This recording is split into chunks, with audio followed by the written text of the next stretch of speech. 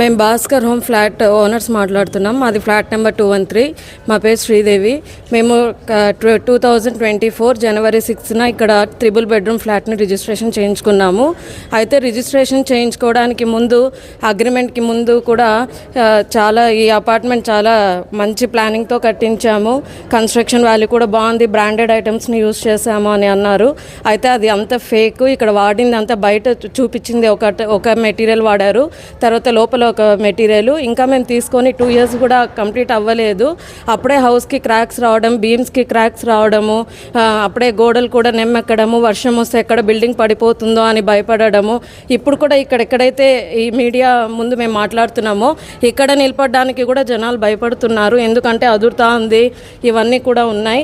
So దినదిన గండంగా బతుకుతున్నాము. దాదాపు 70 నుంచి 80 లక్షలు ఇన్వెస్ట్మెంట్ చేశాము. ఇక్కడ ఏదో బస్ స్టాండ్కి దగ్గర అన్నిటికీ బాగుంటుంది అనే ఉద్దేశంతో తీసుకున్నాము. మెయిన్ సేఫ్టీ లేదు, సెక్యూరిటీ లేదు.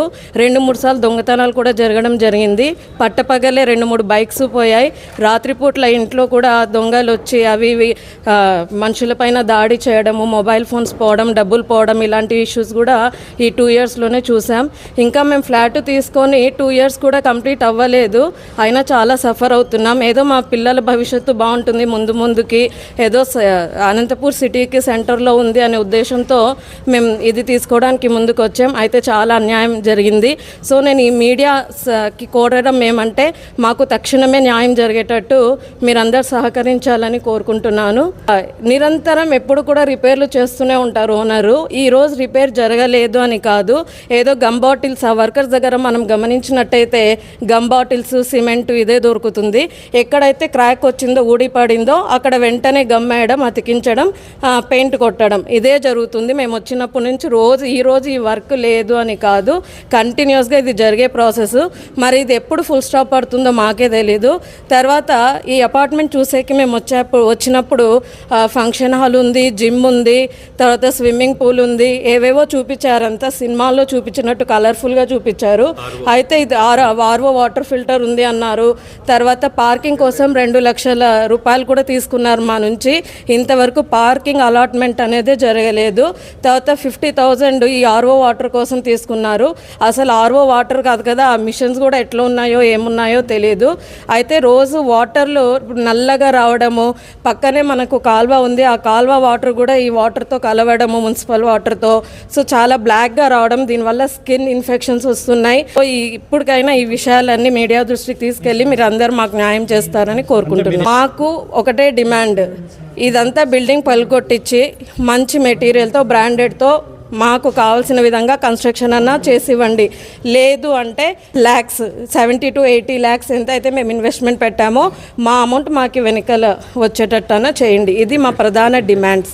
భాస్కర్ హోమ్స్ నివాసితులందరూ కూడా ఈ భాస్కర్ హోమ్స్ అధినేతైనటువంటి భాస్కర్ గారి ద్వారా మోసపోయారని చెప్పొచ్చు. ఇక్కడ ఉండేటువంటి చాలామంది ఉద్యోగస్తులు, అలాగే వ్యాపారస్తులు, మంచి స్థాయిలో ఉండేటువంటి వారు కూడా ఈ రోజున వారు తీసుకున్నటువంటి ఫ్లాట్ ద్వారా మోసపోయారు. మాకు ఇచ్చినటువంటి ఆయన చెప్పినటువంటి అవి ఇస్తాం ఇవి ఇస్తామని చెప్పి ఈ రోజున ఏవి లేకుండా ఉన్నాయి. ఒక అపార్ట్మెంట్ అంటే అపార్ట్మెంట్కి ఉండాల్సిన హంగులు, కనీసం వాచ్మెన్, సెక్యూరిటీ ఇవి కూడా లేకోకుండా మేము 3-4 ఏళ్ళుగా బ్రతుకుతున్నాం. ఈ రోజున ఎక్కడ చూసినా సరే గోడలకు కానీ, బీమ్స్ కానీ, కాలమ్స్ కానీ, ఎవ్రీథింగ్ ఎవ్రీవేర్ క్రాక్స్ కనిపిస్తున్నాయి. ఎప్పుడు ఏ క్షణంలో ఆ పడిపోతాయినటువంటి భయంతో బిక్కుబిక్కుమని బ్రతుకుతున్నాం. ఒకరు కాదు, అందరము కూడా ఒకరు తెలియకుండా ఒకరు మేము కొనుక్కున్నప్పుడు ఇలాంటి సమస్యలు ఉన్నాయనేటువంటి ఎవరు చెప్పలేదు. మాకు తెలిసిన తర్వాత ఇతరులకి కొద్ది వరకు మేము ఇలా సఫర్ అవుతున్నామని చెప్పామే, కానీ దీంట్లో చేరద్దని మేము చెప్పలేదు. మేమందరూ కూడా ఇక్కడ ఉండేటువంటి దాదాపు 108 ఫ్లాట్లకు గాను ఒక 38 ఫ్లాట్లు సేల్ అని అంటున్నారు. 38-40 మంది బాధితులందరూ కూడా సాధ్యమంతరకు పోరాడుతున్నాం, కానీ మాకు ఏదో ఒక నడిసంద్రంలో నావలాగా ఉండిపోయినాము. ఏం చేయాలో దిక్కు తెలియకుండా ఉంది. ప్రతి ఒక్కరూ కూడా పిల్లలు సెటిల్ ఎక్కడో దూరంగా ఉండేవాళ్ళు, తర్వాత చిన్నపిల్లలు ఉండేటువంటి వాళ్ళు భవిష్యత్తులో చాలా గొప్పగా ఉంటుందనేటువంటి విషయంతో తీసుకున్నాము. ఒక 5 ఏళ్ళలోనే దీని యొక్క విలువ డబల్ అవుతుందని మాకు ఆయన చెప్పడం జరిగింది. డబల్ అవుతుందో లేదో తెలియదు, కానీ కనీసం మేము పెట్టినటువంటి పెట్టుబడి మాకు ఇస్తే కూడా పోతామని కొద్దిమంది ఇప్పటికే చాలా బాధపడుతున్నారు.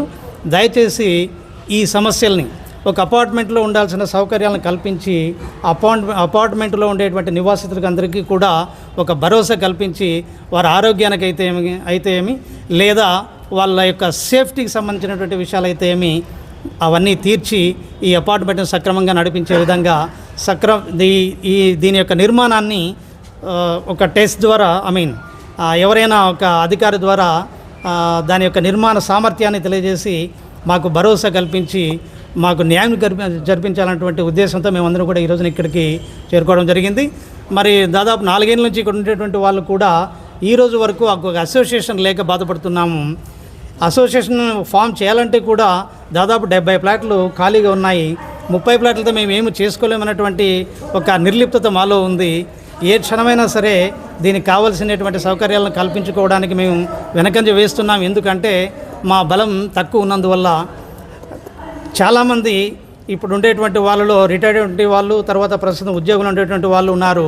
వారి పనుల్లో వాళ్ళు బిజీగా ఉన్నందువల్ల మేము ప్రభుత్వం ద్వారా పోరాడలేకపోతున్నాము, ప్రభుత్వానికి విన్నవించలేకపోతున్నాము. అయినప్పటికీ కొద్దిమంది ముందుకు వచ్చేసి మొన్ననే మేము పోలీస్ స్టేషన్ తర్వాత డిఎస్పీ గారికి కూడా మేము గ్రీవెన్స్లు ఇవ్వడం జరిగింది. రాబోయే రోజుల్లో మేము కలెక్టర్ గారికి కూడా వచ్చేటువంటి సోమవారం రోజున రేపటి రోజున మేము గ్రీవెన్స్లో కూడా మా యొక్క సమస్యలను సవినయంగా తెలియజేసుకుంటాం. మరి మీడియా వారు మాకు సహకరిస్తున్నందుకు ధన్యవాదాలు భాస్కర్ హోమ్స్లో ఫ్లాట్ నెంబర్ 510ను ఇక్కడ ప్లాన్ చూసి నచ్చి కొన్నాను. కాకపోతే కొన్న తర్వాత చూస్తుంటే తెలుస్తుంది క్వాలిటీ ఆఫ్ వర్క్ బాగలేదు అని నాకు వాళ్ళ వీళ్ళ ద్వారా కూడా తెలిసింది. తర్వాత నేను రిజిస్ట్రేషన్ చేసుకున్న తర్వాత పెండింగ్ వర్క్స్ చేసేవాళ్ళు, అప్పుడు నేను ఫాలోఅప్ చేస్తూ డైలీ వచ్చేవాడిని. అప్పుడు చూసేవాడిని ఎట్లా ఏ విధంగా చేయాలో ఆ విధంగా చేయడం జరిగేది కాదు. ఆ తర్వాత క్యూరింగ్ అనేది అస్సలు జరిగేది కాదు. దీన్ని బట్టి నాకు అర్థమైపోయింది ఈ బిల్డింగ్ క్వాలిటీ ఎట్లా ఉంది అనేది. బేసికలీ ఇది ఒకసారి చెప్పినట్టు బిల్డింగ్ క్వాలిటీని నిర్ధారించేంత వరకు ఏ టెంపరీ వర్క్స్ కూడా పనిచేయవు. ఇది నా ఉద్దేశం. నేను ఈ కారణాల చేతనే ఇంతవరకు ఫ్లాట్లు కూడా చేయలేదు. ఒక కారణం కూడా ఏంటంటే ఈ 5th ఫ్లోర్ యొక్క రూఫ్ మీదనే వాటర్ ట్యాంక్స్ కట్టి ఉన్నాయి. వాటర్ ట్యాంక్ నుండి నీళ్లు పోయేప్పుడు because of the gravitational force water will flow down fastly at the rate of 32.5 every second. ఆ విధంగా కాబట్టి 5th ఫ్లోర్ కంటే కూడా 4th ఫ్లోర్కు, 4th ఫ్లోర్ కంటే 3rd ఫ్లోర్కు, అట్లా 1st ఫ్లోర్కు చాలా బాగా వాటర్ పోతాయి. 5th ఫ్లోర్కి అసలు రావడం లేదు. That is a very essential point. బాత్రూంలో తగినంత వాటర్ ప్రెషర్ లేకపోతే how can we live in that house? మేము భాస్కర్ హోమ్స్ నుంచి ఇప్పుడు మీకు తెలియజేస్తున్నాం ఏమంటే మా ఫ్లాట్ నెంబర్ 106.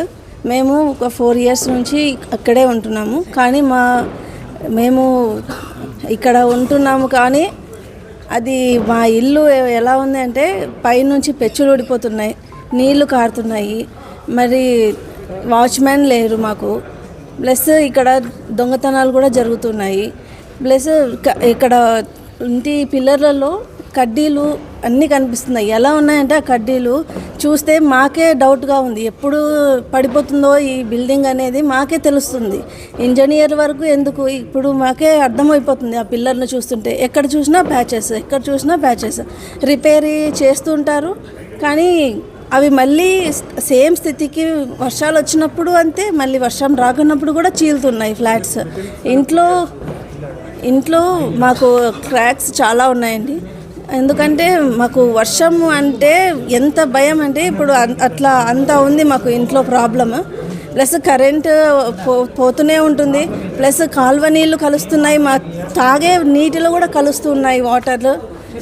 పక్కనే కాలువ ఉంది కాబట్టి లిఫ్ట్ కూడా పని చేయట్లేదు. లిఫ్ట్ అన్నీ ఉన్నాయి కానీ ఒక్కటి పని చేస్తుంది, అది కూడా అస్సలు ఎప్పుడంటే అప్పుడు స్టాప్ అయిపోతూ ఉంటుంది.